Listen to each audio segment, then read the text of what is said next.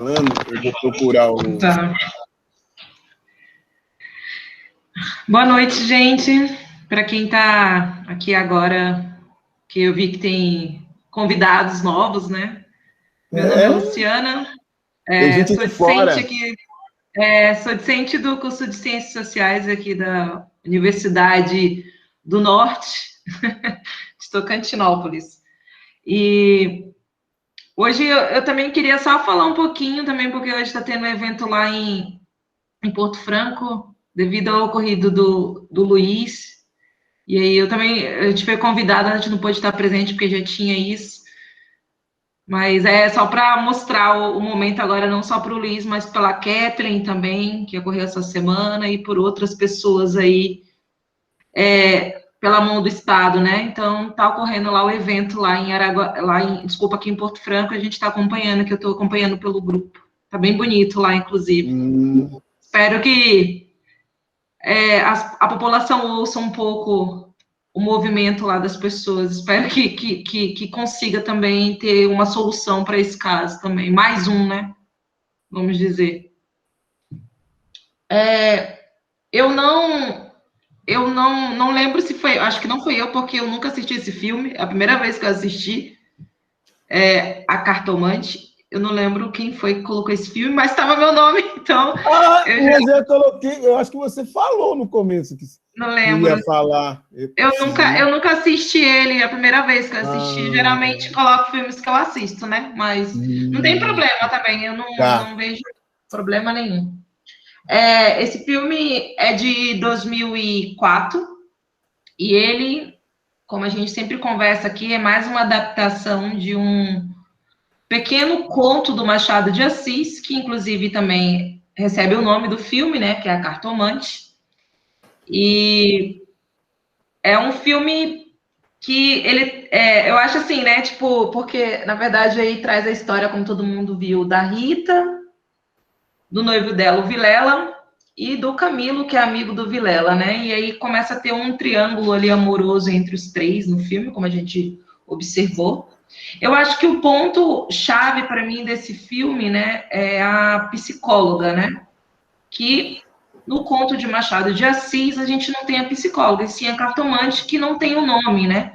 É chamada de cartomante. Até porque esse filme também tem uma pegada bem psicológica, que é também um pouco do que o Machado de Assis traz, como a gente mesmo falou, como eu mesmo falei no início, isso é uma adaptação, então ela provavelmente não vai ser igual ao texto, né? Houve mudanças e muitas mudanças, né, no filme, inclusive.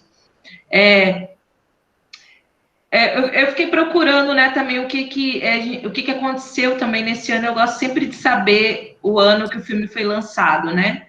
E a gente teve muitas estreias de filmes muito bons brasileiros, inclusive, e foi um momento de grande, vamos dizer, de grande aumento de filmes, né? A gente teve filmes aí, inclusive, de recorde de bilheterias. Inclusive, que eu acho que esse ano também foi o do Minha Mãe é uma Peça, também, que foi um recorde também de bilheteria, além de outros filmes, né? Então, ele traz aí no elenco pessoas que todo mundo conhece aí no meio televisivo, né? Que faziam novelas na época. Então, ele está trazendo autores aí para chamar atenção para o filme.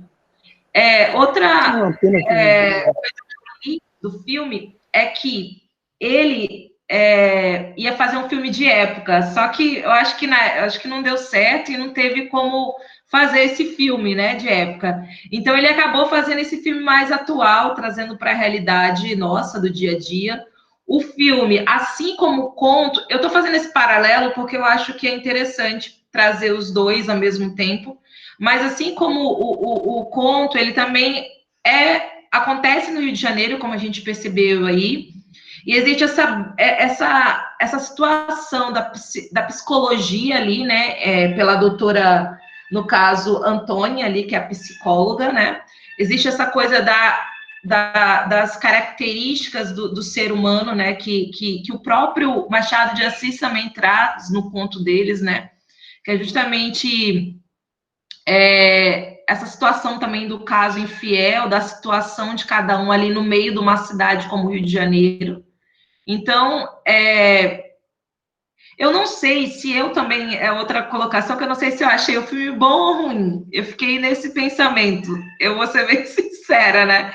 Eu acho que nem o filme é ruim. Eu acho que a partir da perspectiva de cada um e o que, que a gente pode trazer de elementos do filme, a gente pode colocar, né? Porque esse filme, às vezes a gente fica assim, meu Deus, o que, que ele está trazendo? O que, que ele não está trazendo, né? O que, que a gente pode colocar ali desse filme, né?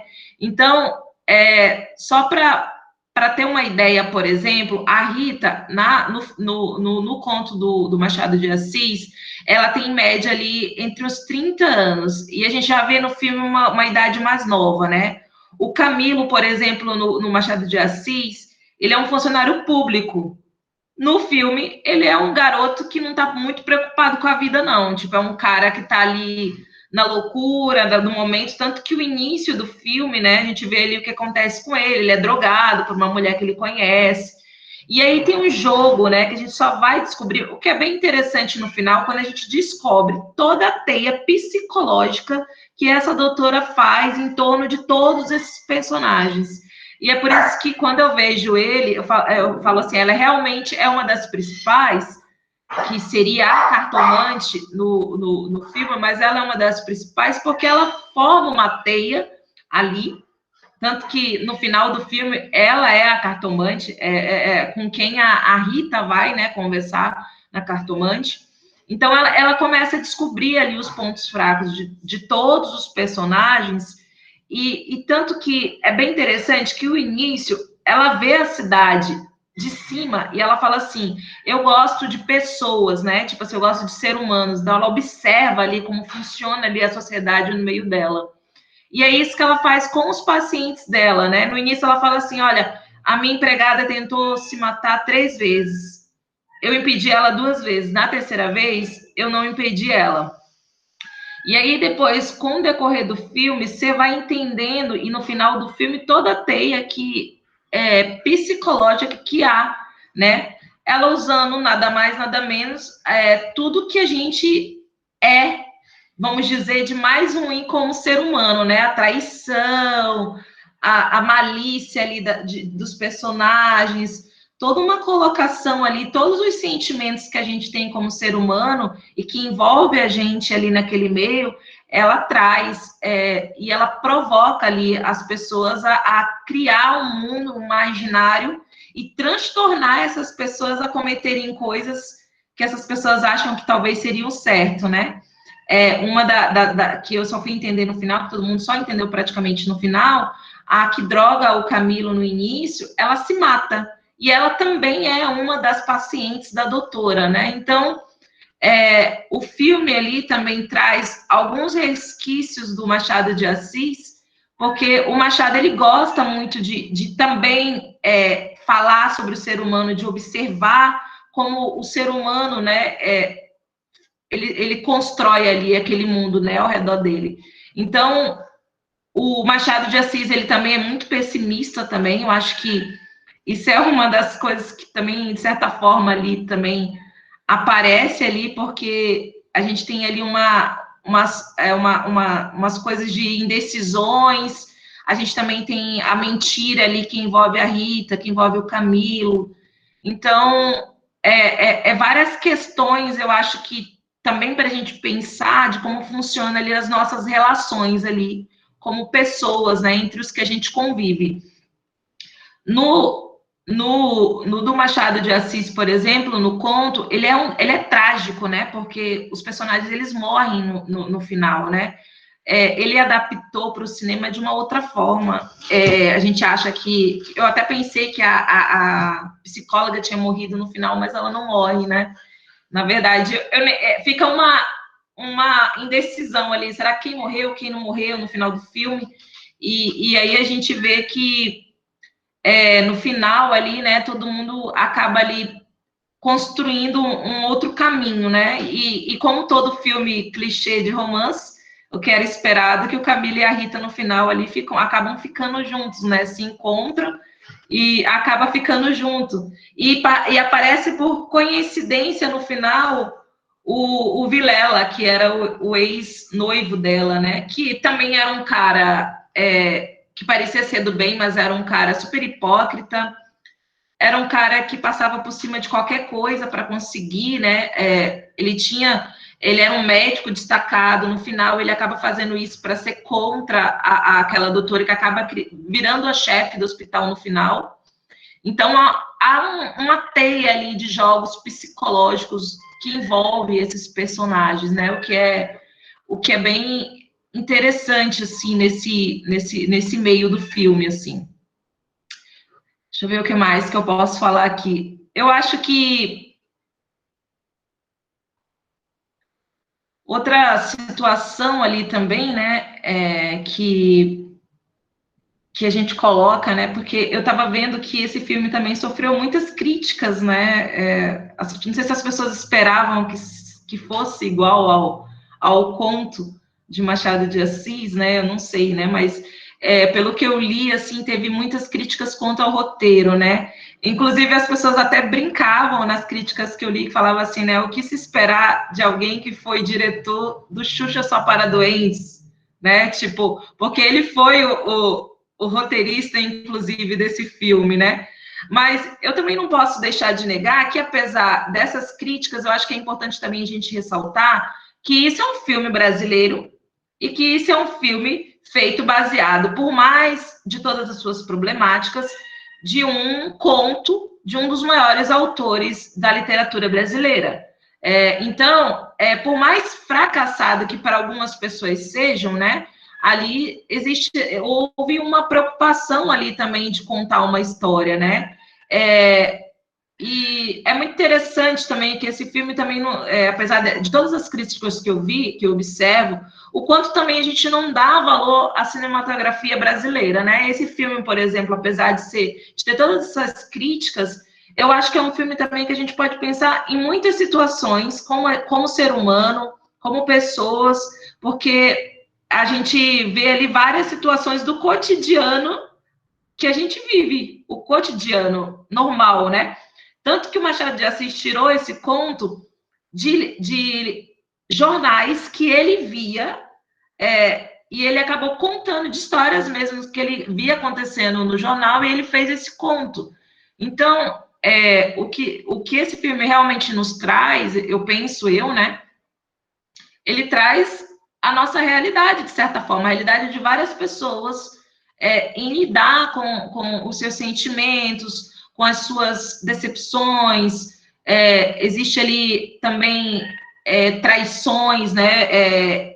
Do casamento também da Rita com algum Vilela, né, de manter, né, afinal ele tem um ponto que ele fala assim, olha, foi eu que trouxe ela do interior, ela tinha asma, eu dei tudo para ela, arrumei até emprego para ela, né, tipo, a submissão também da mulher, né, tipo, dele querer manter ela ali, tipo, afinal de contas ele era um médico renomado, ela não era nada, ela chegou ali sem nada, então eu vejo ali todas as características de como os seres humanos, como a gente também são falhos, tipo, em vários momentos ali, né, enfim, eu acho que o que eu me lembro, assim, eu vou lembrando mais coisas se eu lembrar aqui para a gente debater, eu acho que é bom abrir, eu até passei o texto lá, o conto no grupo, né, do Cineclube, para quem quisesse ler, para quem quisesse também entender, eu acho que é importante a gente ver os dois, né, também entender um pouco, eu preferi ver o filme, depois eu li de novo o conto para entender um pouco,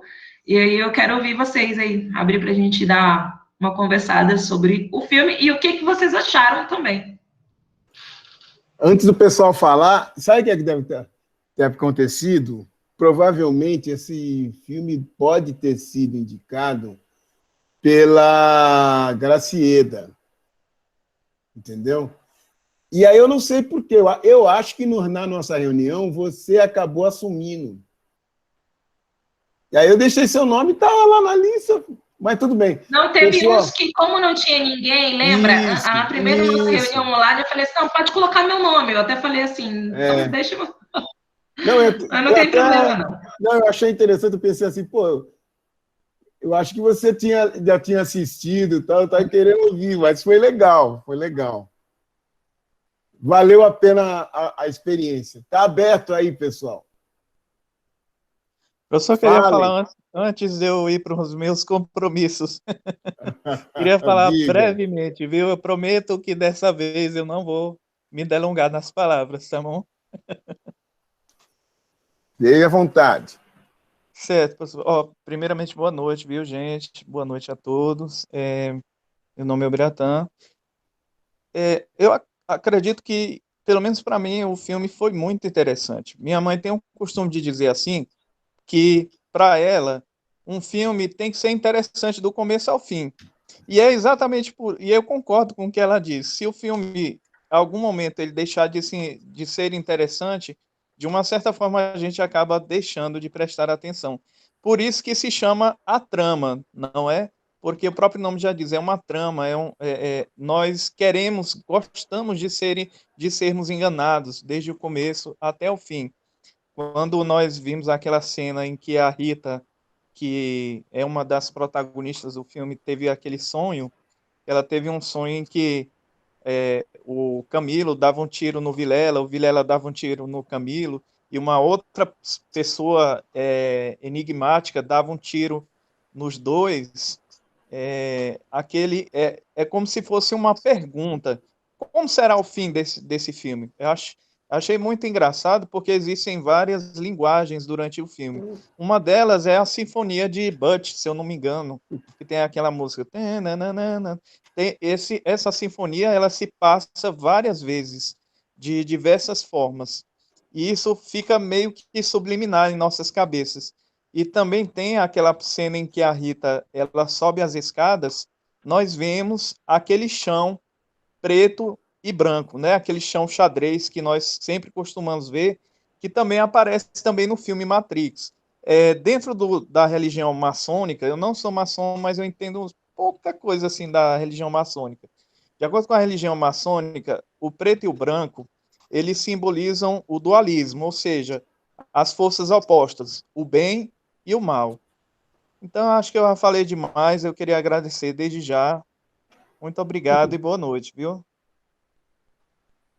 Mas não sai ainda não, fica só um pouquinho mais. Tá aberto aí, pessoal. Minha consideração é de caráter, assim, basicamente técnico, né? Porque eu não curti muito o filme. Eu queria só falar um pouco desse desafio que a Luciana colocou, que é essa coisa de pegar um texto antigo, né? Uma história antiga, e tentar colocar na roupagem dos nossos dias, né? E é sempre um grande desafio, né? E quem não tiver bons olhos para reconsiderar as épocas, acaba desmerecendo, né? Foi mais ou menos o que aconteceu comigo recentemente, quando a gente assistiu aqui Bonitinha Mais Ordinária. Eu fui assistir a versão de 2008, né? É a mesma história, pegaram as mesmas falas, né? A diferença é que o de 2008 é mais... Ele é menos pesado, né? Ele mostra menos cenas de nudez. E o de 2008 eu achei ruim. E o da década de 80 eu achei bom, né? O da década de 60 eu ainda não vi, que são 3 versões. Eu acho que cai muito nessa coisa das épocas, né?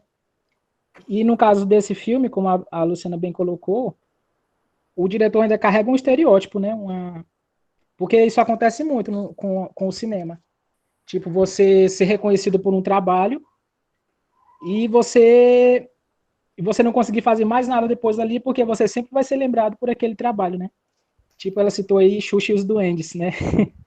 Que, querendo ou não, foi um sucesso de público, né? Só que com o público infantil.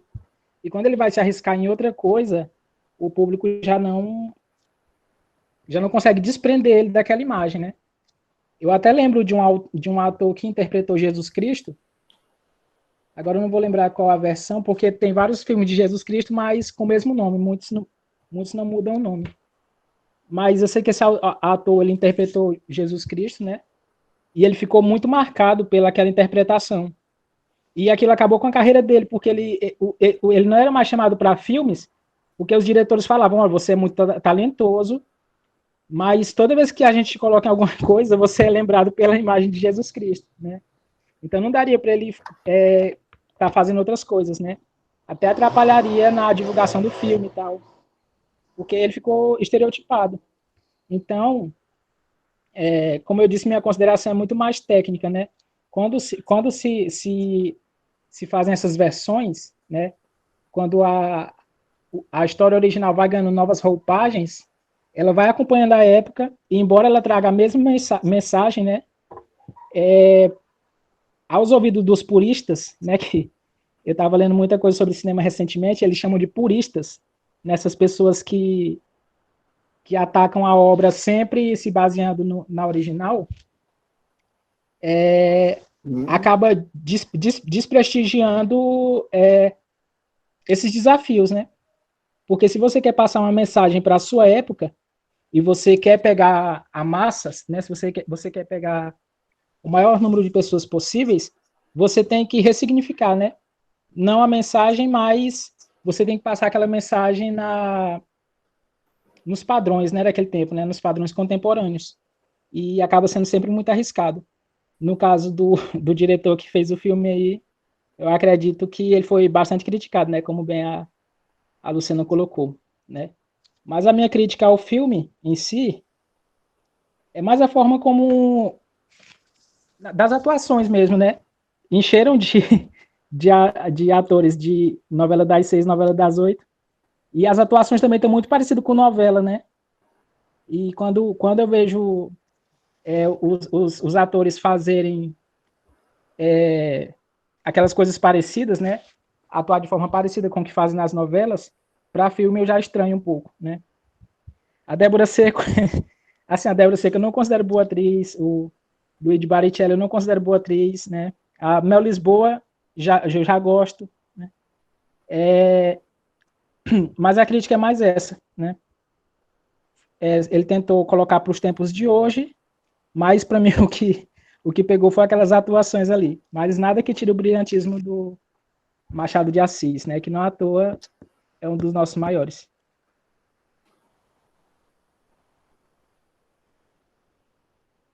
Mais alguém? Vamos lá.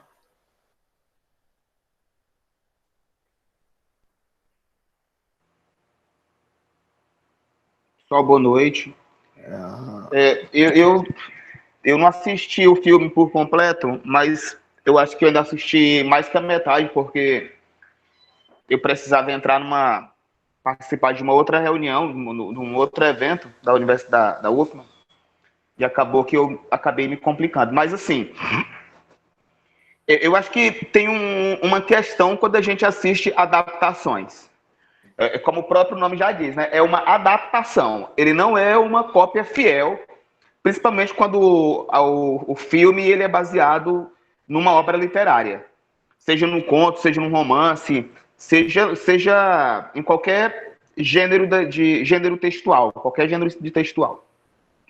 Mas o caso do filme, que eu não cheguei a ler o conto, tive acesso ao conto, mas não pude ler, existem alguns aspectos ali que são muito fortes ao pensamento Machado de Assis, principalmente a exploração dos perfis psicológicos dos indivíduos. Quem conhece a obra do Machado de Assis sabe como ele explora a psicologia do indivíduo ali. É o que a gente chama de realismo psicológico, né? Isso é muito forte. Eu achei um pouco confuso assim também o filme, ali no começo daquela cena do como é o nome do cara? Não, o outro, como? Camilo. É Camilo, né? Ali bem no início ali a cena, ele com a atriz que ele conhece na danceteria e acabam chegando na casa dela e ela sempre consumindo muita medicação, É uma característica muito forte que você vê no Alienista também. Porque para quem lê o Alienista, o Alienista ele explora ali cotidianamente os aspectos clínicos do indivíduo. Ao final da obra, ao final do filme, por exemplo, a psiquiatra, o que acontece com ela, com a paciente? Ela diz, você precisa se libertar. A gente não espera que o psiquiatra fale isso pro para o paciente de uma maneira tão informal como ela falou. As duas tomam ali o absinto, as duas vão para a danceteria, dançam, rola, tem um clima ali lésbico entre as duas. Ali no início ela tenta ali um romancezinho, mas me lembrou muito também o Alienista, porque no Alienista, na clínica, em que todo mundo é louco, esqueci o nome do psiquiatra, do filme, do livro, mas no livro todos os pacientes são loucos e ele não é. E aí a gente observa ali no filme, por exemplo, que ela traz perfil psicológico de todas as pessoas com que ela se envolve. Mas no finalzinho da obra ela também tem um toquezinho de algo que se reprime, de uma questãozinha de repressão psicológica também. E observei um pouco isso no filme, né? São algumas questões que eu gostaria de destacar mediante aquilo que eu assisti. Quase tudo. E aí?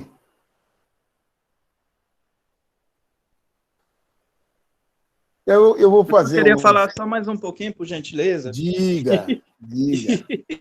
Desculpa, é que eu sou meio desaforado mesmo, viu? Isso é bom. É brincadeira, viu? Uma coisa bastante interessante, como a nossa amiga Luciana falou, é que os personagens eles demonstram falhas, demonstram que têm defeitos. E isso fica óbvio durante o filme. E o que isso tem a ver com... Qual é a mensagem por trás disso? É que enquanto existir a humanidade, vão continuar existindo traições, mentiras, complôs, assassinatos e por aí vai. Por exemplo, antigamente eu sempre dizia assim, mas que novela imoral, que coisa imoral. Na Bíblia, Davi adulterou e nem por isso o povo diz que isso é imoralidade. Isso é imoralidade do mesmo jeito. Porque até a Bíblia fala de sexo, entende? Então, a gente tem que mudar pelo menos eu compreendo assim, nós temos que mudar essa concepção de que um determinado filme brasileiro, simplesmente, pelo fato dele ter cenas de sexo, ele é imoral. Nem sempre.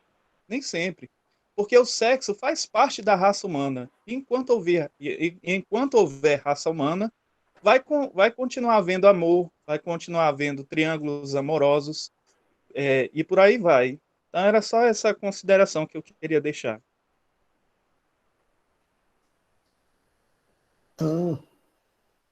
A Maria chegou. Eu acho que a Maria não ia. Maria, você quer falar alguma coisa? Porque o filme é para você. Não, professor, eu cheguei atrasada, não deu nem para pegar a notinha do filme. Eu estava trabalhando hoje e foi puxado.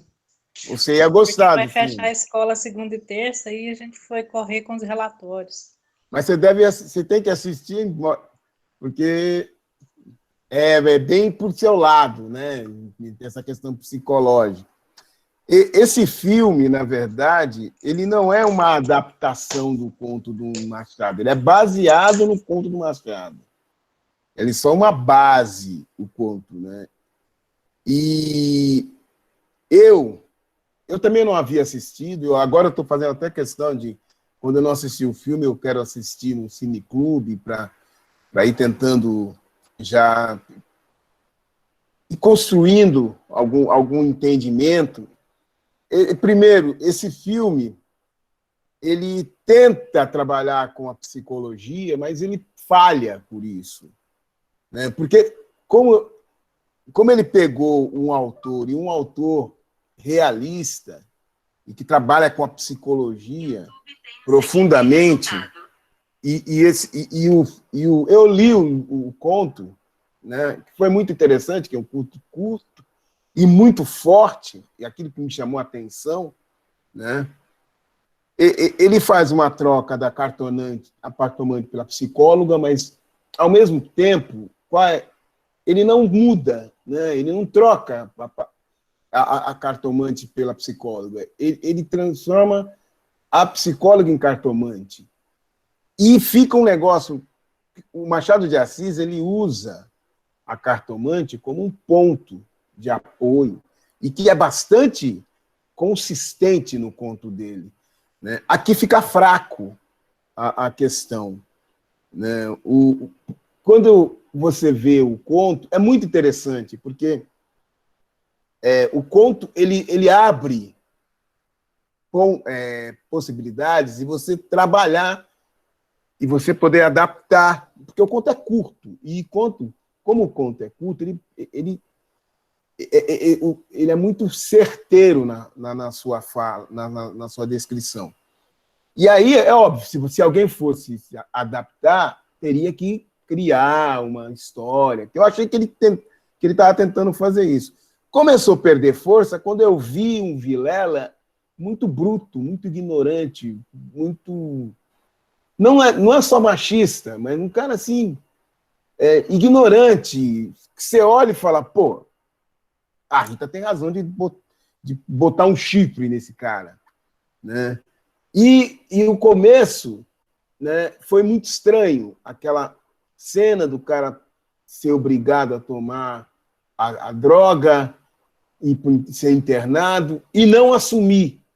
O tempo todo ele fica como se ele fosse viciado, ele não diz nada, ele não procura vingança, e a gente só vai saber que ele está fazendo tratamento psicológico no final, né? Mas ele, a toda hora, ele fica aceitando. E eu achei muito estranho, né? Porque, pô, mas como é que alguém me bota a arma na boca, me faz consumir droga, se abusa de mim e tal, e eu não quero vingança, eu não estou interessado. Ficou meio... Falei, muito fraco, né? O filme foi muito interessante. Ele pegou um autor realista e fez um filme romântico. Cá entre nós, romântico ruim, né? Porque aquele final, por favor, entendeu? O Machado, isso que você falou, Luciana, ele é trágico. No final, ele morre, o cara morre. Ponto. E é interessante, né? Morreu e fim. Aqui não. A menina deu um tiro. E ela deu um tiro virado para alguém, porque ela dá um tiro baixo, não é um tiro para cima, né? E depois ninguém morreu, né? E não tem uma explicação para aquilo. E aí termina pior ainda, quer dizer, o cara está naquele museu, o cara chega, aí a menina está trabalhando, ela está trabalhando. Enquanto o cara que namorar larga o trabalho e vai ficar namorando. Não, peraí. Esse roteirista é ruim demais. O roteirista é ruim. E aquele de botar o Vilela no fundo, aí parece assim, que o cara falou, não, vamos piorar. Eu estou me lembrando do Stanislau Ponte Preta, que ele falava, ele tem uma coisa que ele fala, que ele escrevia alguns esquetes para televisão, né? E ele falava assim, pô, eu faço esquete para programas humorísticos. E aí ele falava assim, toda vez eu entregava e o pessoal piorava. Eu entregava o pessoal... E um dia ele falou, eu fiquei assim muito tempo, demorei, não saí e tal, e só entreguei em cima da hora.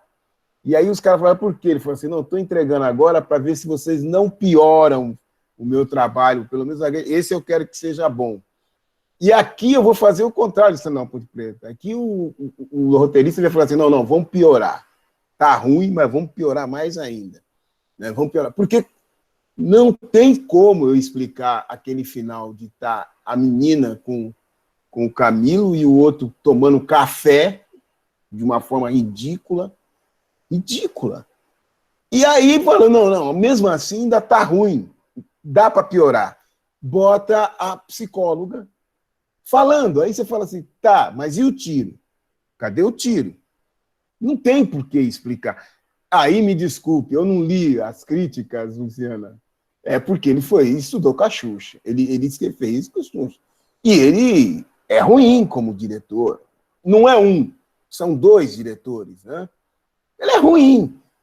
Porque ele não soube nem ser realista, né? E nem ser romântico, né? De fato, é um filme fraco, um filme bastante fraco, né? E poderia render muito mais, na minha opinião. Quer dizer, o roteiro dele, você vai pegando como roteiro, né? É aquela coisa mal aproveitar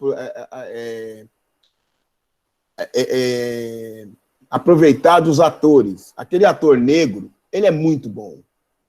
E ele foi pessimamente aproveitado. Eu acho que ele foi o cara que falou assim, não, eu vou fazer esse filme para tentar fazer um outro. Eu não ouvi ainda, e eu não me lembro de ter assistido outro filme, mas ali ele tentou, e ele atuou bem. Agora, a Sabrina Sato, porra, o cara bota a Sabrina para ela ficar quieta, para dizer que é uma japonesa, e um negócio, e você fica olhando, fala, tá bom, ela é japonesa, não conhece português, tá. E aquela hora que o cara fala, deixa os brancos conversando em paz, eu falei, mas por que o cara falou isso? Tá, ele é negro, mas ele está com uma mulher branca. Então, se você fala uma coisa dessa, se você está com outra pessoa negra, e você está tentando demonstrar uma questão de identidade. Não, deixa os brancos aí se encontram. Então, vamos lá, parceiro. Ou vamos para cá, parceira. Né? Agora, você está com um branco, e você diz assim para o branco, não, deixa os brancos conversarem. Eu falei, ué, isso não faz sentido a cena. Né? Porque, mas como? Você está com uma branca, e você bota uma coisa, uma fala dessa. Aquela fala eu acho que não estava no roteiro, e o ator colocou. Né? O ator decidiu, e o diretor achou que era legal deixar, né? Porque não conhece essa questão. Eu me lembro que eu tinha um colega na USP, entre o movimento, o hip hop, né? É muito comum quando você vai, a gente está se encontrando e você se cumprimenta. E aí, ladrão? Fala aí, bandido. E aí, pilantra? Tá, não sei o quê, você vergonha, tal. Mas isso é entre nós, entendeu? O cara já vai, e aí, Batistão? E o local que eu fui, o bar, a gente chamava era samba de bandido, né? Que a gente ficava na rua tomando cerveja, tal, pá. Aí um rapaz branco da USP falou, pô, Batistão, dá para você me levar? Eu queria conhecer esse pessoal, tal. Eu falei, vamos embora. Aí chegou lá, ele começou a encontrar com os caras, fala aí, ladrão, fala aí, Aí o pessoal já começou a olhar meio estranho, falou, ô, Batistão, qual é? Quem é esse fulano, safado, tal. Aí eu tive que chamar o cara e falar, ô, menos, você não é do meio. Conversa com as pessoas normal, você não tem intimidade. Né? Aqui foi o caso do filme. Né? Eu acho que valeu a pena para a gente conhecer, e eu fiz um contraponto com o filme Bonitinha Mais Ordinária. Né? Porque no Bonitinho Mais Ordinário, ele é uma adaptação, o Bonitinho Mais Ordinário. Por que ele é uma adaptação? Quando o Marcos diz que os textos são iguais, porque o Bonitinha Mais Ordinária, o cara pega o texto do Nelson Rodrigues, da peça, e traz para o cinema. Quem já foi para um teatro sabe como é que é um teatro. O teatro é um cenário. E tudo tem que acontecer naquele cenário. E como tudo tem que acontecer naquele cenário, você tem que contar a história ali. Os diálogos, tal, o ator entra, sai, mas você não muda. Quando você vai passar para o cinema, você já pode pegar e sair você cria outro cenário. Então, olha, tem uma questão de ela foi estuprada, então vamos filmar o estupro. Tá, ele trabalha numa empresa, vamos filmar a empresa onde ele trabalha. Né? Então você pega o diálogo da peça e vê, olha, aqui, ele viajou. Na peça você fala, fulano viajou e não sei o que e tal. No cinema, você coloca a viagem do cara, entendeu? Então, todos os diálogos no teatro que você tem, que estão informações que servem para dar verossimilhança na história, tal, você no cinema você consegue criar a imagem disso, né? Então, você adapta a peça ao cinema. Agora, quando é baseado, não. Eu pego a obra de arte, lá, o conto, e construo uma outra história. Ele construiu uma outra história. Ele veio para a modernidade e tal. Poderia ser muito bom. Na minha opinião, tomara que alguém decida encarar e fazer uma adaptação ou se basear nesse conto e fazer um filme bem melhor do que esse. Fala aí, Maria. Eu quero te ouvir. Não deu para assistir, não deu para ler tudo. Mas está no YouTube. Mas assim, sim, tá sim. Mas é porque a minha semana foi cruel, professor. Nós estamos trabalhando aqui contra o tempo, porque a gente ficou uns dias parado, nossa escola funcionou uma semana. O índice de Covid foi mais de 8 pessoas contaminadas. A gente fechou, já está fechado há quase 15 dias, e ia reabrir na segunda-feira. E aí, na segunda-feira, já veio feriado e recesso. Então, a gente só abre na quarta. E o conselho de classe é na quinta-feira. Então, a gente estava correndo com o relatório e tudo mais. Mas, eu vou falar a partir de um pouco da experiência. Quando a gente pensa o psicólogo, psicanalista, tem uma vertente da psicanálise, atualmente, não é todo psicanalista que vai trabalhar nessa vertente seguindo Jung, mas tem alguns psicanalistas junguianos que eles trabalham junto com as cartas. Então, trabalha a tarologia e a psicanálise junto. Eu conheço alguns que fazem esse trabalho já. Porque o Jung, ele é um dos pilares da psicanálise, ele trabalhava com um modelo de arquétipos, né, com as pessoas com os seus arquétipos. Então, tem uma relação. E a gente, quando a gente está lendo as cartas, que você está atendendo as pessoas, você acaba um pouco sendo aquela pessoa que vai ouvir, que vai conversar sobre determinadas situações.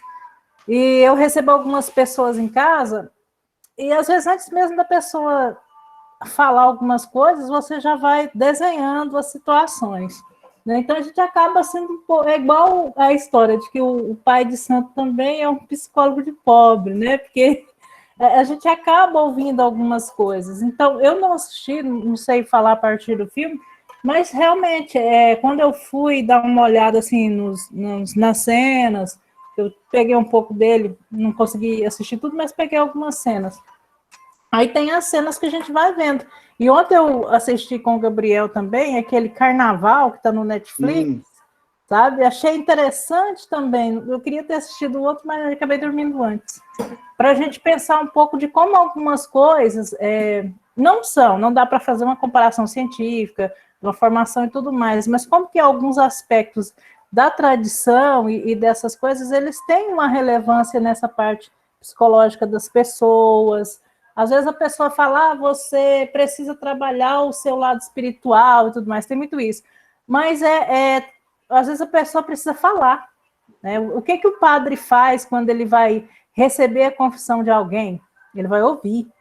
Às vezes a pessoa, não é um direcionamento correto, mas aquela forma de entender, você precisa trabalhar o espiritual. Então, trabalhar o espiritual é você falar um pouco também das suas coisas, falar das suas demandas. E uma coisa que eu venho observando ultimamente, um interesse muito grande dos pastores e pastoras para cursar psicanálise. Aqui em Araguaína tem um polo da Igreja Adventista, polo de psicanálise. A psicanálise é uma ferramenta maravilhosa para você trabalhar, mas a psicanálise também ela pode fazer coisas que... Então, tem um entendimento aí, eu venho observando um interesse muito grande, tem alguns padres também, mas a maioria que eu tenho observado nos cursos são pastores. Eu não estou dizendo que está certo ou que está errado. Eu vejo que eles estão levantando algumas coisas que talvez... Para eles está certo. Eles querem... que talvez outras lideranças não se ativeram a isso. É claro que a gente sabe a quantidade de pastores, padres e tudo mais que tem psicologia. Silas Malafaia é psicólogo. Silas Malafaia é psicólogo. Então, eu acho que é isso. E quando a gente volta nos filmes atrás, às vezes a gente, pela a rapidez como as coisas acontecem, a vida acontece, não dá para a gente pegar algumas coisas e só depois que você assiste, que você lembra, que você olha, você vê, olha, isso aqui podia ter ser usado aqui. Na semana passada, minhas tristes putas tristes, depois que eu assisti o filme, eu falei, nossa, eu lembrei de um documentário, ele é curtinho, mas a gente poderia ter pensado em complementar ele com o filme do Gabriel, que traz a representação da obra do Gabriel Garcia Marques, que é A Praça da Luz 69. Vocês já assistiram? Não. A Praça da Luz 69 é um documentário que ele retrata as prostitutas da Praça da Luz com mais de 60 anos. Elas contam as experiências delas, sabe? E não é só pelo fato de você olhar as várias experiências sexuais, é porque você vai vendo as histórias que existem atrás das histórias. A história de vida delas, as marcas que elas trazem, e elas falam assim, olha, aqui na praça não tem ninguém com depressão, aqui a gente ri, a gente brinca, pergunta se tem alguma dessas meninas aqui com depressão, sabe? É muito interessante, eu vou colocar o link aqui, se alguém se interessar. Tá bom. Paulo, fala aí o que você queria. Oi, boa noite. Não, eu vou falar pouca coisa, né, do que eu achei do filme. Eu achei, assim, um meio confuso, igual você falou, né, um pouco clichê, né, quando ele relata essa questão amorosa, o misticismo, né, da Rita, que fica consultando aí a cartomante às escondidas, essa cartomante que ela serve como um oráculo, né. E aí tem o Camilo, né, que fica zombando da Rita, porque ele não acredita. Então, eu achei o filme, igual o Marcos falou, né, tipo um episódio de novela das 6, assim, como se fosse um mix de novela global, com filme adolescente. Achei confuso. O que tinha para falar é basicamente isso. Mas é bom, eu gostei do filme. Eu vou voltar a assistir ele direitinho, porque a internet estava cortando bastante aqui no Meet, mas eu vou assistir ele de novo. Olha, sobre a questão dos atores e atrizes, para o Brasil, é muito complicado a gente dizer, é global, porque nós não temos um cast de atores só de cinema ou só de novela, né? Os Estados Unidos, ele tem atores só de série, porque a série ela toma muito o tempo da pessoa e ele, quando o camarada sai da série e vai para o cinema, ele não volta para a série, ele vira um ator de cinema, né? E a série marca qualquer um, a pessoa pode ficar. Tem aquele Leior de SUV, que eles estão há 21 anos fazendo a mesma série. O ICT, por exemplo, está há 20 anos nessa série. Então, lá você não vê esses atores em mais nenhum outro lugar. Você teve o caso daquele ator que morreu, o Sean Connery, que foi o primeiro 007 e fez uns 6 ou 7 filmes do 007, e um dia ele falou, não quero mais fazer, e eu estou muito marcado com esse papel, e deu 1000 entrevistas, e foi para fazer vários outros filmes, e um belo dia a produção do 007 lá, chegaram nele e falou, nós queremos você de volta, e deram um rio de dinheiro para ele, e ele aceitou e botaram o título do filme Nunca Diga Não, né? Então, quer dizer, os caras tiraram sarro. Quer dizer, você falou que você nunca mais ia fazer o 007 e você fez. Né? Porque, na verdade, de fato, você também pode ficar marcado no cinema por um papel. Né? 007, basicamente, os atores procuram não permanecer muito tempo para não ficar marcado. O cara que fez Tarzan, por exemplo, aquele ator, aquele nadador, ele no fim ele acabou doido. Né? Não sei se foi pelo papel que ele fazia, etc. Agora, no Brasil, a gente não tem isso. Né? O nosso cat, vamos dizer assim, cats de ator, de atores e atrizes, é muito pequeno. Então, o filme que a gente assistiu, Bonitinha Mas Ordinária, está cheio de atores da Globo. Né? Você tem pouquíssimo. A pessoa que... Você tem muito ator de teatro. A Fernanda Montenegro, por exemplo, ela era uma atriz de teatro. E ela ficou 40 anos só no teatro. Até que a Globo um dia chegou lá e também deu rios de dinheiro, aí ela aceitou fazer novela. Né? Mas ela era uma atriz basicamente teatral. Né? E são formas de atuação diferenciada. Né? Teatro é uma coisa, cinema é outra e novela é outra. Né? Não, mas isso, Marcos, é bom a gente falar, porque senão você falar, se você criticar um filme porque tem atores da Globo, você vai criticar muitos filmes brasileiros. Porque quase que 70%, 80% dos filmes tem atores da Globo. Porque nós não temos outros. Agora, eles saíram da Globo e foram para a Record. Hoje a Record tem muitos atores. Né? Felizmente, a Record tem lá agora tem o seu elenco, o seu, como é que eu posso dizer? O seu grupo de atores. Esqueci a palavra agora. Né? Mas a televisão, ela trabalha com o cinema. E o cinema também trabalha com teatro, com a televisão. Porque aqui a gente não tem como não manter. Tem um ator, daqui a pouco eu te dou a palavra. Tem um ator, por exemplo, que eu gosto muito de ver a antiga escolinha do professor Raimundo, e tem um ator lá que ele está participando, que ele era de cinema. Ele fazia só cinema.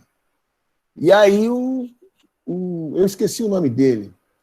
O Chico Anísio decidiu dar uma chance dele na escolinha. Né? Não é o Otelo, não, pessoal? Não é o Grande Otelo, não.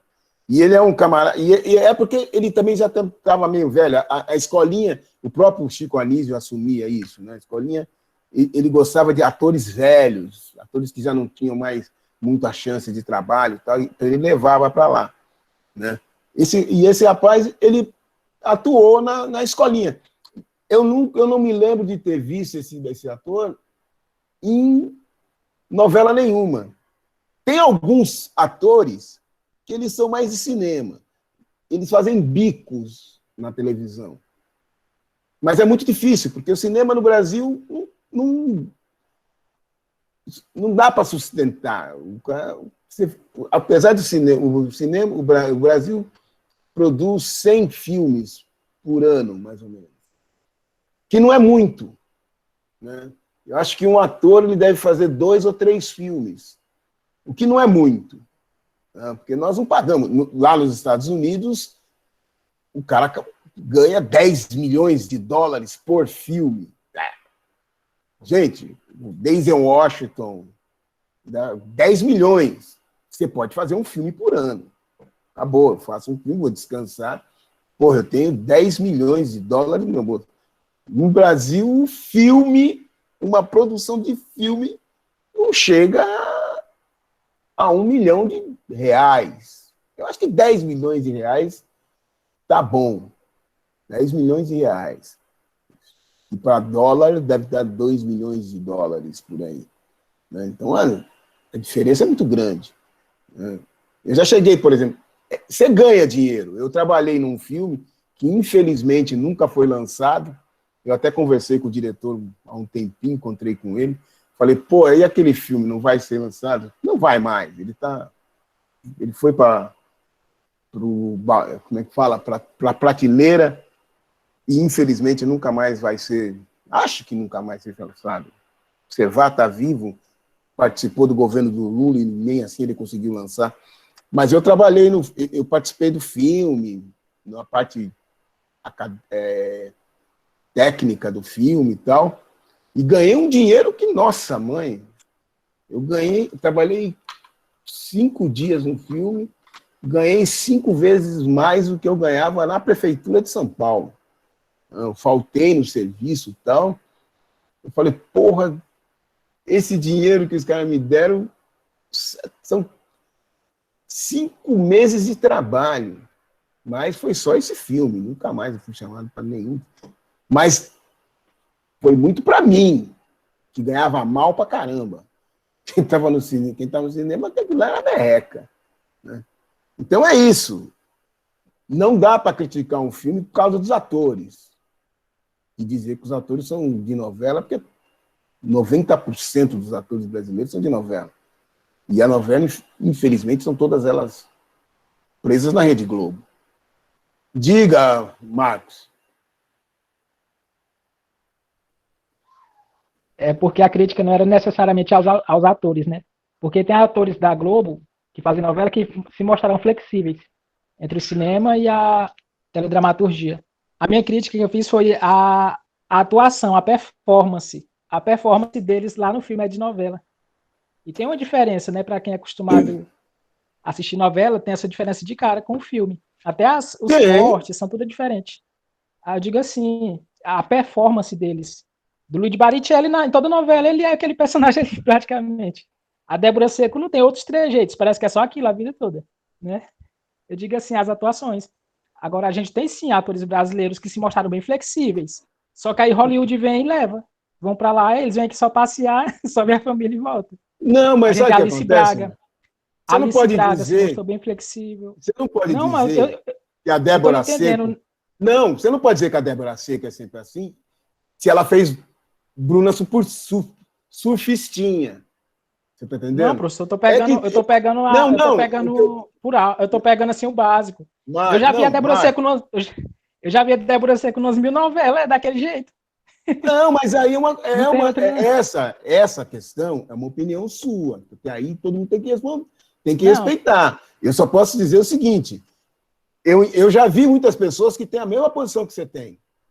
Né? Eu digo assim, tá bom, pelo menos vá conhecer a pessoa com uma totalidade. Né? Eu não vou querer ficar dependendo de ninguém aqui, né? Porque eu não tenho nem procuração para isso. Eu só tendo a dizer o seguinte, primeiro, um ator e uma atriz, eles são dirigidos. Né? É diretor. E diretor de cinema, diretor de teatro, diretor de novela, eles são extremamente autoritários. Eles são... Olha, eu já assisti, eu conheço diretores, conheço de sentar, de conversar, e conheço de vê-los atuando. Eles gritam. Antes do começo do filme, eu passei... Hoje, antes de começar, eu passei aquela música Se Entrega, Curisco, Eu Não Me Entrego, Não, que é do filme Deus, o Diabo na Terra do Sol, do Glauber Rocha. Tem um documentário sobre o Glauber Rocha que o ator que faz parte desse filme, que é o cara que sai correndo com a atriz no final e ela cai e tal, tem uma hora ele chega e fala assim, olha, tem uma hora no filme que eu faço uma cena com muita raiva, e o Glauber Rocha fala, agora tá bom. Ele falou, não, eu estava com raiva do Glauber Rocha. Eu queria pegar o Glauber Rocha. Né? Mas por quê? Porque os caras são muito autoritários. Ele manda você fazer uma coisa. Se você não fez do jeito que ele quer, faz de novo. Faz de novo. Então o cara faz 5, 6, 7, 8, 10 vezes a mesma cena, né? Então é muito difícil você dizer que um ator ele é sempre o mesmo, porque não conhece qual é a realidade da relação diretor e ator, né? Porque, eu não sei, o diretor, eles são muito autoritários. Segundo, eles dizem... Diretor não faz milagre, não. Não, o que os diretores dizem é, se eles não forem assim, o ator não faz o que eles querem. Por exemplo, caco. Coisa que diretor odeia é caco. Esse negócio do cara falar, deixa os brancos conversar em paz, isso para mim é um caco. Eu estou dizendo, eu não vi o roteiro, estou dizendo assim, um caco. O que é o caco? Não estava no roteiro, não estava escrito, mas o ator decidiu fazer. Diretor não admite isso. Né? Quando você faz isso, só em situação muito esperta. Então, ou se o ator não está bom, muitas das vezes você pode dizer, não, a culpa não é dele, é do diretor. Ou então, a direção foi ruim e deixou com que eles fossem ruins. Porque é o diretor. Cinema, tudo que acontece no cinema, não é sem querer. O diretor, ele escreve, e mais, o cara senta na hora que ele vai montar o filme, ele vê segundo a segundo do filme. Tudo que está ali é porque ele quer. Hoje se descobre algumas falhas, tal, não sei o quê, mas o cara tem uma ideia fixa. Né? E é ele que comanda, não é o ator. O ator ele fez ali e vai embora. Aí o diretor pega tudo aquilo e senta para montar o filme. E o filme sai do jeito que ele quer. Então, se o ator está fraco, é porque o diretor não soube dirigir. O diretor... Hein, professor? Inclusive, numa entrevista que eu estava lendo do Wagner de Assis, que é o diretor e o roteirista do filme, um dos diretores, né, que são dois, Isso. ele deu uma entrevista que ele falou que, até botei ainda agora, ele tinha feito o primeiro roteiro, que era de época e era fiel ele estava trazer fiel basicamente ao conto de Machado de Assis. Seria uma adaptação. Mas na época, por falta de verba, né? Ele acabou botando na gaveta e refazendo o roteiro de uma forma mais barata, né? Vamos dizer, né? Ele queria fazer uma adaptação e acabou fazendo algo baseado em. Por isso que ele trouxe para a época atual e... Não, mas o problema todo, eu acho que é visão de mundo. Ele trabalhou com a psicologia, mas ele não sabe bem, ele não domina aí. E se você perceber no filme, também tem uma parte de época, que é aquela parte que ela está sonhando, né? Que eles estão vestidos, que lembra o conto, que na verdade atira neles, né? Ali nela, no menino ali, ela tá com os dois do lado ali, é um trecho que ele traz, né, no filme. Ali, eu achei...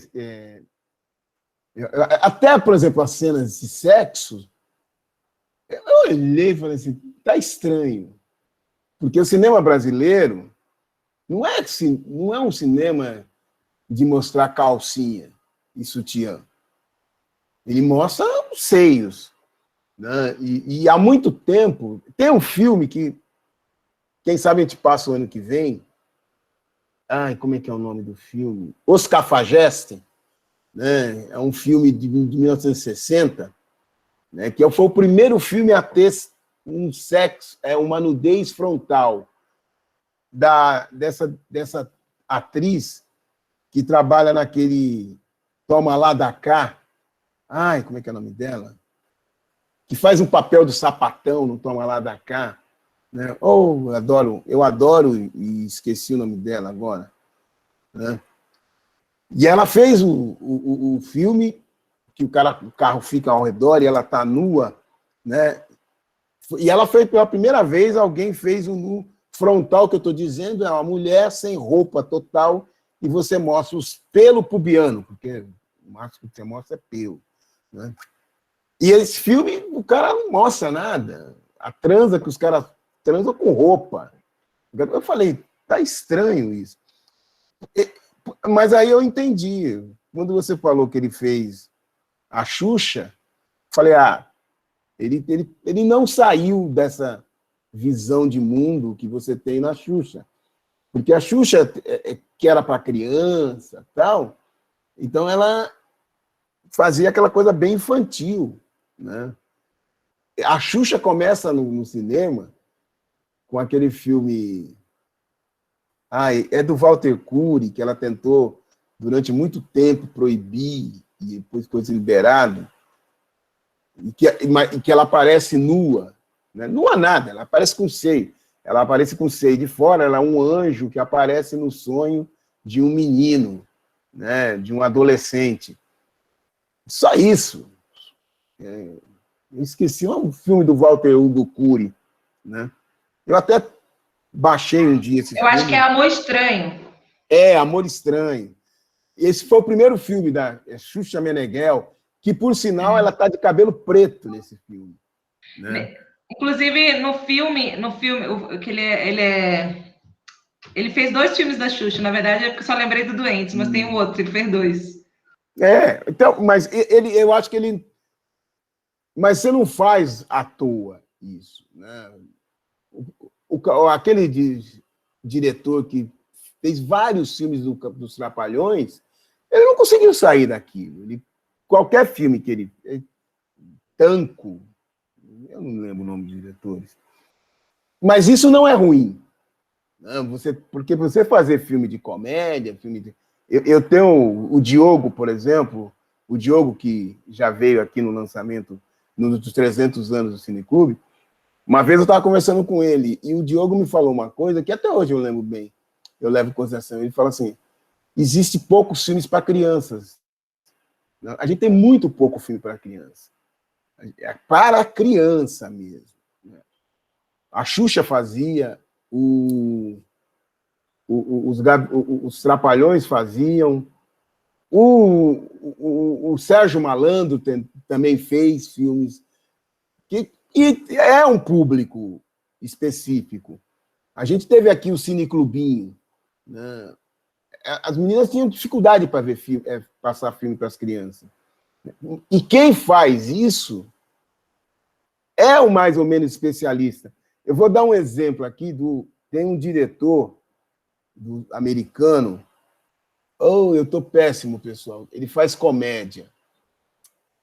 Eu tô com a imagem dele aqui. O Adam Sandler? Não, é um antigo, bem antigo. Ele escreveu Nem Banzé na Rússia, fez um To Be or Not To Be, que eu passei no Cineclube. Estou quase lembrando o nome dele. Ele é um diretor não sei nem se está vivo ainda, né? Mas ele só faz comédia, ele não fez nenhum filme sério. Né? Romance, drama, não. E aí, isso é uma linha. Então, esse diretor, ele deve ser bom para fazer filme tipo para criança. E aí ele resolveu fazer esse daqui, dançou. Ele poderia ter tido como é que fala quando você contrata alguém? Uma assessoria de uma psicóloga. Como é que um psicólogo... É o Mel Brooks, professor. Hã? Como? Mel Brooks. O Mel Brooks. Mel Brooks. Ele é Você tem um outro que... Já tem um outro... O Mel Brooks é só... Eu passei só um filme dele. Eu adoro o Mel Brooks. Tem vários outros filmes. A gente acabou Vocês nunca vão pedir, porque o Mel Brooks é dos anos 70, 70, 80, vocês são tudo 2000, então só vou passar quando eu lembrar. Agora, tem o Woody Allen. O Woody Allen, ele consegue fazer filme. Quer dizer, as comédias do Woody Allen só ri ele, né? Eu só conheço uma comédia do Woody Allen que eu adoro, pra rir pra caramba, mas tem alguns diretores que fogem disso, não tem não, professor? Tem, são... que conseguem flutuar bem. Porque, por exemplo, agora, acho que tem mais ou menos uns 2 meses que o Scorsese assinou com a Netflix. Daqui a pouco a gente vai ver série do o Scorsese fazendo série e vai aparecer na Netflix. Não, mas aí... Não, série não, mas estou dizendo do estilo. O Hitchcock não, desculpe. O Chaplin, quando ele foi para fazer filmes dramáticos, tal, foi bem. A gente passou aqui um filme dele, que ele atuando num filme dramático, sem nada de piada, não é o grande ditador, porque no Grande Ditador ele dá ele às vezes colocava um pouco humor. Ele teve um inspetor, tal, que agora não lembro o nome. Nós passamos também aqui, mas isso é muito difícil, você dominar linguagens. A grande questão é essa, é muito difícil o camarada dominar. O Chico Anísio, ele era um cara que podia flutuar. Não, o Chico Anísio ele era diretor, não, ele era ator, tanto de humor como de drama, escritor, pintor e autor de música, né? E na próxima semana eu vou colocar até uma música dele para vocês ouvirem, que eu adoro essa música dele, mas eu passo na próxima semana. Mas essa questão dos atores, ô Marcos, procure ler um pouco sobre como é que é a relação ator-diretor, né? Que é muito assim, o ator tá ruim, então ele foi mal dirigido. Acabou. Na verdade, eu li sobre um outro viés, né? Eu li um autor chamado Fernando Mascaredio, que ele fala o seguinte: ele vai debater o cinema na perspectiva de hoje, né, na lógica de mercado. Ele diz que há um catálogo de atores, e ali dentro daquele catálogo, o mercado faz com que se criem grupos, né? Tipo, o ator que é para personagens histéricos, ator que é para personagens tímidos. Eles dizem que, involuntariamente, os diretores vão pegando esse catálogo, né? Porque os diretores, principalmente os de mais nome, eles têm mais nomes à disposição. Então, esses grandes diretores acabam trazendo esses atores em específico para os seus filmes e eles acabam repetindo aquela performance. Inclusive, esse autor, ele chama esse tipo de autor de typecasting, que é aquele ator que só muda o nome, né? Que ele diz que é aquele ator que só muda o nome nos filmes, só que as performances são parecidas, porque ele fica marcado pelo aquele conjunto de características. Não, mas essa questão... Aí quando os diretores pensam, eventualmente pensando em público e tal, né? Tipo, por exemplo, você pega o Hugh Jackman. Hugh Jackman, você sabe que um monte de mulher vai assistir o filme porque tem o Hugh Jackman, vai querer ver o cara sem camisa, ele é sempre aquele cara bruto, tal. Pega, por exemplo, a Emma Watson. Ela é sempre os personagens dela são todos delicados, né? São mulheres, tipo, que têm personalidade forte e tal. Ficam bem marcados. Quando você cita, por exemplo, a Bruna Surfistinha, da Débora Seco, você vai ter que pegar uns 10 papéis dela para poder ver um destoando dos outros, porque são muito parecidos. Marcos, então... você não pode usar uma análise para ator americano para ator brasileiro. Não, mas isso é mundial. Não é, inclusive Marcos. Inclusive, o nome do livro é a História do Cinema Mundial. Não, Marcos, o título, o diretor põe um título que ele bem entender. Espera um pouquinho, você não pode pegar... É um estudioso de cinema, professor, com 25 anos de história. E daí, Marcos? Você não pode pegar o cinema norte-americano e dizer que ele é modelo para o mundo inteiro. Não, mas ele cita mais. Ele citou o australiano, o português. Não é, mas não é. Marcos, eu estou citando americana. Marcos, a Alemanha tem uma outra visão de cinema. Totalmente diferente. E agora, a gente não pode pegar... Eu comecei a minha fala dizendo o ator norte-americano, ele é muito mais especialista. Ou ele faz cinema, ou ele faz série, e tem alguma outra coisa lá, que é basicamente cinema em série, né? Aqui no Brasil é diferente. Essa questão de você ter sempre o mesmo arquétipo, tem mesmo. Tem aquele um ator, o Pereio. O Pereio, ele faz 200 filmes, ele é o mesmo em 200 filmes. E ele faz questão de não mudar. O Pereio não muda nada. Nem a voz dele ele muda. Entonação e tal. Enquanto tem outros professores, tem outros atores que mudam. Né? Ou caiu ou foi embora. É interessante. A pessoa acha que deu a opinião dele e ponto. Azar dele. Que eu não vou começar, porque essa questão do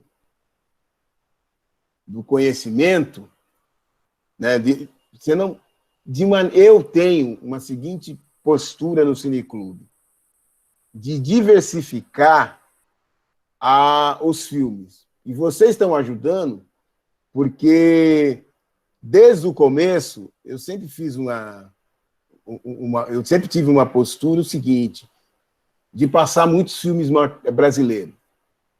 E em muitos anos a gente passou mais filmes brasileiros do que filmes estrangeiros. E uma coisa que eu acho fundamental, que a gente não conseguiu atingir, é diversificar, passar filme alemão, filme sueco, filme soviético, várias outras visões, do que ficar única e exclusivamente, somente na visão norte-americana de cinema. Isso eu sou contra. Eu combato, né, eu evito ao máximo possível. Por quê? Porque existe um domínio cinematográfico norte-americano. E eu luto contra isso. A gente tem que ter uma outra visão. Né? E ninguém vai me dizer que Estados Unidos é referência do cinema mundial, porque não é. Tá vendo? Nós estamos agora, na Netflix, é uma coisa boa, porque a Netflix agora está produzindo muitos filmes na África, em vários países. Né?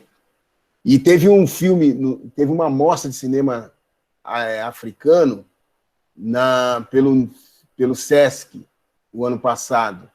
Né? E eu assisti vários desses filmes. E o que é interessante é que tem alguns filmes que eles utilizam o cinema norte-americano como uma visão crítica. Nós fizemos isso no tempo da Atlântida. O que era Atlântida? A Atlântida, você pegava filmes norte-americanos e fazia chanchada. Chanchada era você pegar um filme norte-americano, Romeu e Julieta, você pegar Matar ou Morrer, Matar ou Morrer, e vários clássicos do cinema norte-americano, e chegava aqui, nem Sansão, nem Dalila, Romeu sem Julieta, Matar ou Correr, e eles tiravam um sarro do cinema norte-americano. Mas aí você está usando o cinema norte-americano para você começar a demonstrar que você tem a sua identidade.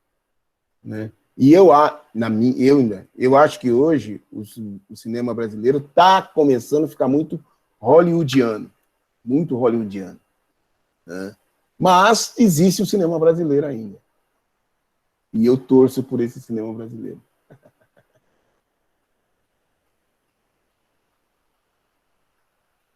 Depois eu vou falar com o Marcos. Eu não gosto desse negócio de você estar conversando, a pessoa pega e sai.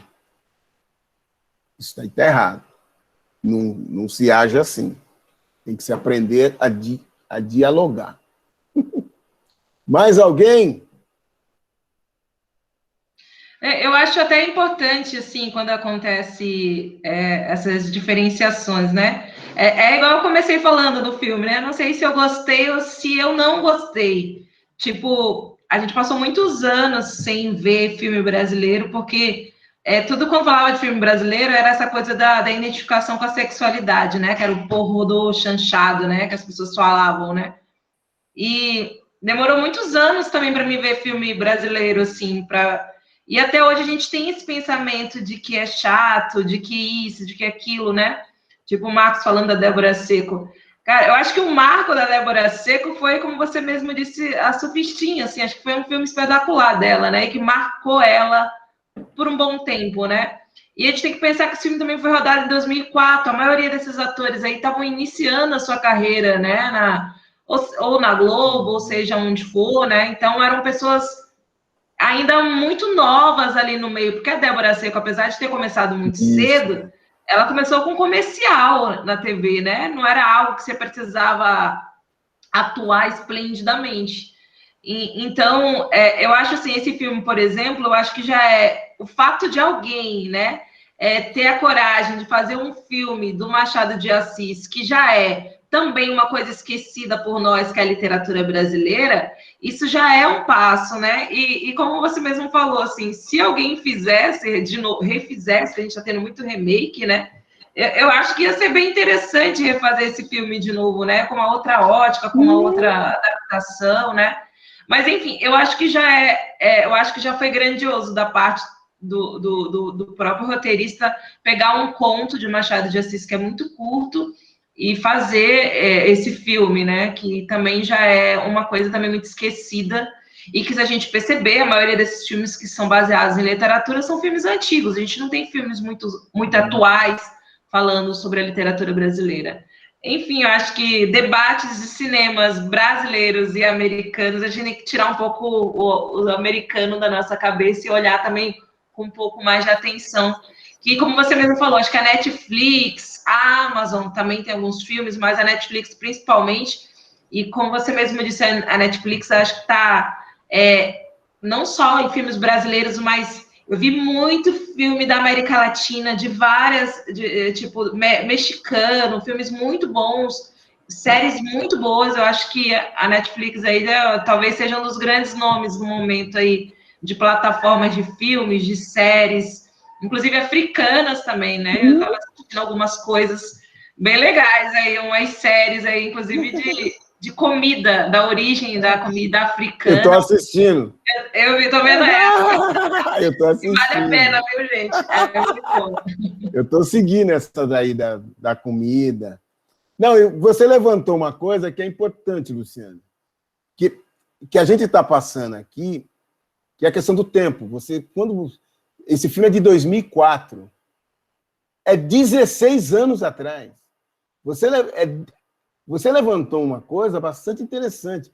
Eu nem sei quando começou a Débora Seco, mas eu não posso dizer que a Débora Seco... Ela começou com 11 anos de idade, eu acho. Ela começou criança, mas não, mas eu comercial. Não sei, mas quando ela entrou na novela, eu não sei quando. Mas eu estou dizendo que eu não posso dizer que a Débora Seco de 16 anos é o mesmo da Débora Seco de hoje. Você está entendendo?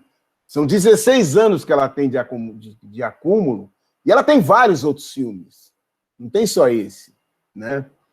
E eu não sei... e uma que eu não concordo com isso. Os atores são todos iguais. Não são. Não são todos iguais. E tem um filme chamado Beijo no Asfalto, que até tem várias versões, tá? Eu acho que a última até foi com Lázaro Ramos. O Tarcísio Meira participa do filme de uma forma magnífica. Magnífica. Ninguém vai dizer que ele é o galã da Globo, da novela das 6. Né? E é baseado numa peça do Nelson Rodrigues. Agora, se a pessoa não tem muita experiência, começa não, quer dar um exemplo de cinema de atores brasileiros usando atores norte-americanos, não dá. Não é, sabe? Ó, então, você dê exemplos de atores brasileiros. De como é que os atores brasileiros são. E eu coloquei aqui as pessoas não têm grandes opções. Eu estava vendo agora aquele cara que fazia o Ben Sola na Grande Família, ele estava pedindo ajuda. Ele estava fazendo vaquinha para poder pagar aluguel. Tem atores brasileiros agora que estão passando perrengue. Por quê? Porque não tem peça de teatro, não tem show, não tem nada. Os caras estão em casa, precisa arrumar alguma coisa. Os caras não têm. Né? Alguma coisa vai mudar no Brasil, porque a Globo está mandando muita gente embora. Os caras vão ter que começar a trabalhar em cinema, teatro e tal.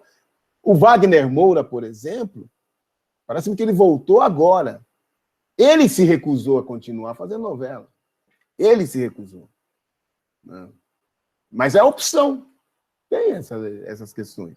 Agora, se você não conhece a realidade nacional e lê, tá bom, vai, pega um ator, um diretor, um camarada que escreveu sobre cinema norte-americano que diz assim, eu estou fazendo um cinema mundial. Para.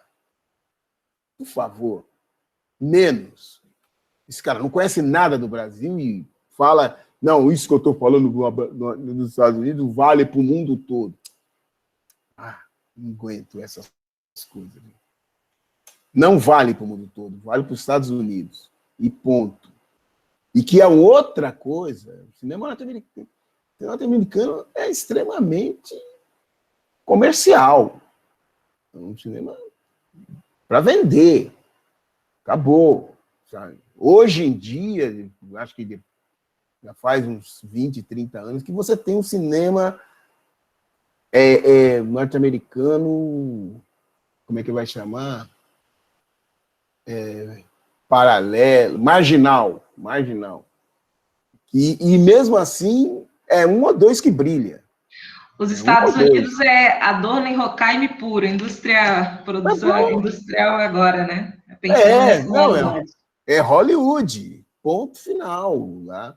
Gente, nós estamos falando com um país que paga 10 milhões para um ator. 10 milhões de dólares. Não estou falando 10 milhões de cruzeiro. É 10 milhões de... O Titanic, e agora foi o primeiro filme, custou $1 bilhão. Agora o outro filme lá, aquele lá dos carinha que ficam no espaço lá, que era como se fosse do computador, como é que fala? É o Star Wars, não? Não, aquele filme do... que o pessoal era como se fosse no computador, que tinha uma... sim, aqueles azuis, eu esqueci. Isso. Esqueci aquele filme também custou $1 bilhão. Gente, $1 bilhão. Avatar. $1 bilhão mantém o cinema brasileiro há décadas. Você não pode pegar como referência esse pessoal. Não pode. Eu estou falando de um filme ruim norte-americano, eles gastam $20 milhões. Uma produção pífia. Porque o que os grandes estúdios fazem? Depois de fazer uma grande obra, você faz vários pequenos filmes para aproveitar o cenário. E aí você faz vários filmes pequenos, né, para aproveitar aquele cenário de uma mega produção. Né? Aí a pessoa diz, não, nos Estados Unidos é assim, os atores... ruim. Não vai, infelizmente, aí eu vou dizer, não, muda um pouco, amplia, e eu quero falar do Brasil. Podemos conversar dos Estados Unidos, podemos, sem problema. Mas vamos falar como visão norte-americana. Não dizer os Estados Unidos servem para para o Brasil. Não serve para o Brasil, não serve para a Europa, não serve para a África, não serve para a Ásia. Estados Unidos serve para os Estados Unidos. Ponto.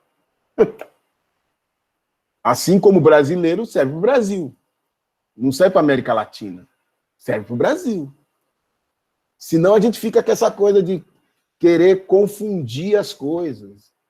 E achar que, não, quando eu faço uma análise de um filme brasileiro, eu estou fazendo uma análise de um cinema mundial.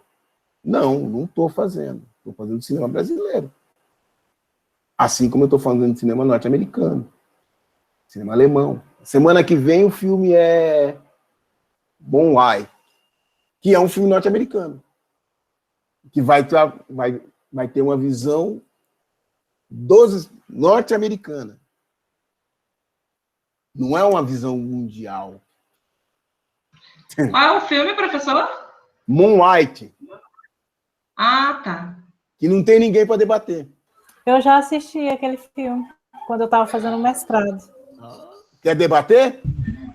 Semana que vem? Sexta. Eu vou olhar minha carga horária e confirmo no meio da semana, porque talvez eu vou trabalhar à tarde. Tá. Se você puder, eu faço. Tá. Porque ele foi colocado esse filme por causa do mês, né? Agora, esse é o mês da questão do... Nem sei mais nem como fala. E, professor, o Marcos me mandou mensagem aqui agora. Ele falou que caiu a internet dele. E ele também lembrou que... Agora voltou de novo. Quando ele pensou em voltar, ele lembrou porque ele tem aula do Ellis agora. Ah.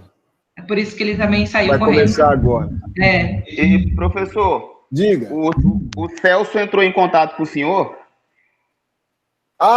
O Celso. Deixa eu só avisar para vocês do filme, né? Para o mês que vem, a gente vai passar o filme. Começando com Germinal. Depois a gente vai passar para o. Deixa eu pegar a programação aqui. Para mim, senão acho que eu vou errar. Germinal, depois Pichote, A Lei do Mais Fraco, Marighella, Avinhas da Ira e Lute pela Coisa Certa. O Germinal, a Paula disse que vai ser ao sábado, não vai ser sexta-feira, vai ser sábado. Vamos começar tipo 4 horas, tal, para começar o debate às 18. O Pichote vai ser o Marcos que vai debater. Marighella é você, né, Wellington? Isso. A Vinha da Ilha vai ser o Celso. E Lute pela Coisa Certa, fui eu que coloquei. A princípio eu vou debater. É um filme do Spike Lee, né? Se alguém quiser, pode pegar, né? Eu estava sem nenhuma inspiração, não tinha nenhum filme em mente, não lembrei de ninguém que tenha vindo no Cine Clube para a gente falar, você quer debater algum filme? Então eu falei, então eu vou colocar esse filme aqui. Que dia vai ser esse? Vai ser aos sábados. Não, que dia vai ser esse do Lute pela Coisa Certa, do Spike Lee? Vai dia 31. Eu acho que eu posso pegar, achei interessante a temática, viu? Tá bom. Eu baixei esse filme, não sei se você conhece, a Black Fix. Aham. Ele tá lá no Black Fix. Vou dar uma olhada depois. Tá. Então, Fê, eu vou colocar você. Beleza. Pode colocar. Ok, então. Beleza, então. Fala, Maria. Eu já assisti esse filme, Faça a Coisa Certa. Eu fico lembrando... Esse daqui não é o Faça a Coisa Certa. Não? Não. E aí é que tá. Lute. Eu falei Faça a Coisa Certa? Não, eu que entendi. Lute pela Coisa Lute Certa. pela Coisa Certa. Não, mas aí é que tá. Na verdade, o nome do filme em inglês não é esse. O nome em inglês é deixa eu ver se eu anotei aqui. School Dash. School Dash. Que, na verdade, o filme é sobre aquelas... É universidade. Isso, exclusiva para negros no sul dos Estados Unidos. E como é que você chama aqueles grupos de alunos? Como é que eles chamam? Ai, eu esqueci. Ah, Tem um nome. não, aqueles grupos de alunos, porque é gama, beta, como é que chama? É tipo, não a mesma associação, esqueci o nome, mas é o. É. Então ele Não, não é Atlética. Não é Atlética, não é. Ai, eu esqueci o nome. Irmandade. Isso, é sobre uma irmandade. Aí o pessoal no Brasil, acho que não, como tinha o sucesso dele do Faça a Coisa Certa, pegaram, traduziram como lute pela coisa certa. Ou irmandade ou fraternidade, que eles chamam. Isso. Fraternidade, Melhor que fraternidade. cada um fica num grupo específico. Isso. E parece ser bem interessante, viu? Não, é School Days, que seria escola Days, entendeu? Que, na verdade, é sobre... E é interessante porque o Spike Lee, ele trabalha as relações dos negros lá dentro. Né? Olha, eu não vou falar aqui, senão perde a graça. E é baseado num estudante chamado Vando Lamp, que é um ativista negro, que começa o ativismo dele justamente nessa fraternidade. Isso. E aí, você já assistiu esse filme? Eu fui pesquisar para saber do que era. Olha, eu gostei. Tem esse ator, esse personagem, na verdade, ele explica um pouco, faça a coisa certa. Entendeu? Mas, ao mesmo tempo, não, porque o ator a personagem que você pode identificar no Faça a Coisa Certa não fez universidade. E aqui ele tá na universidade.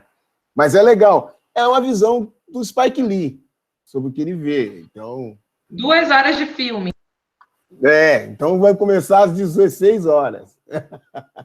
Vai ser um mês que a maioria dos filmes são 2 horas.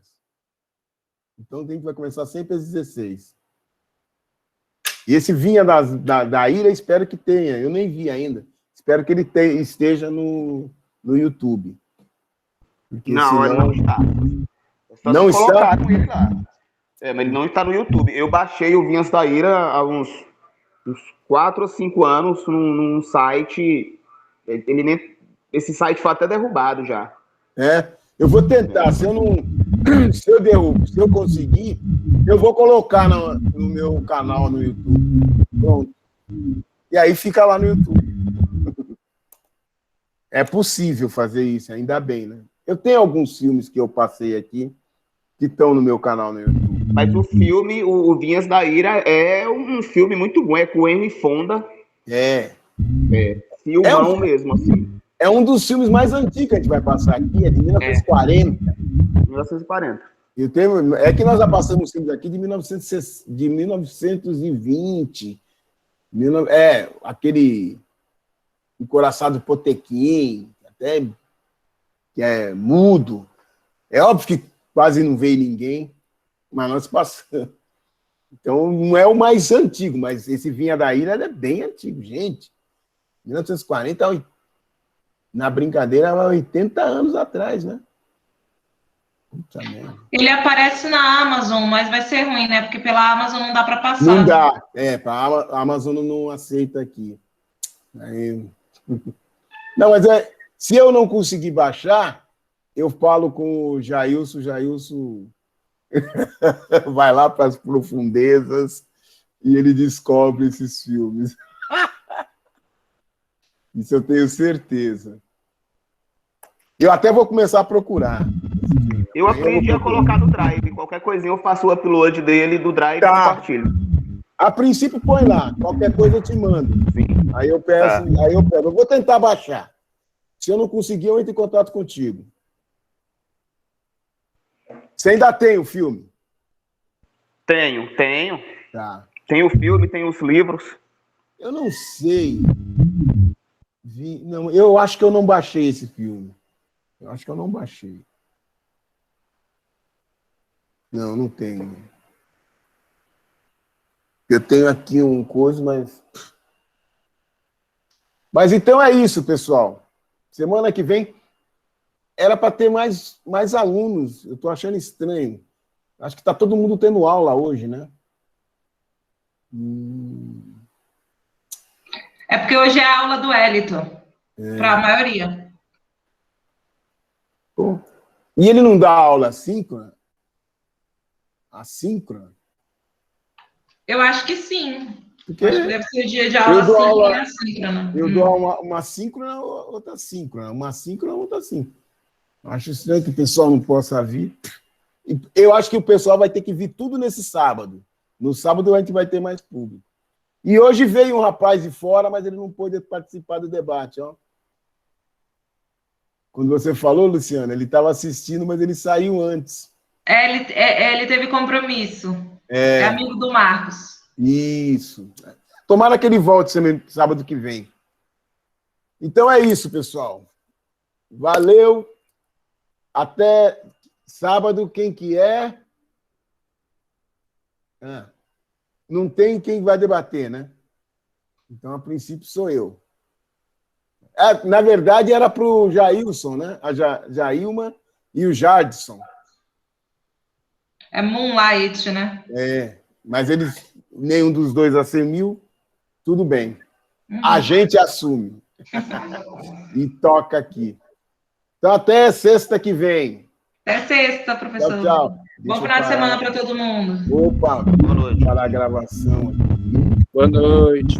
Boa noite.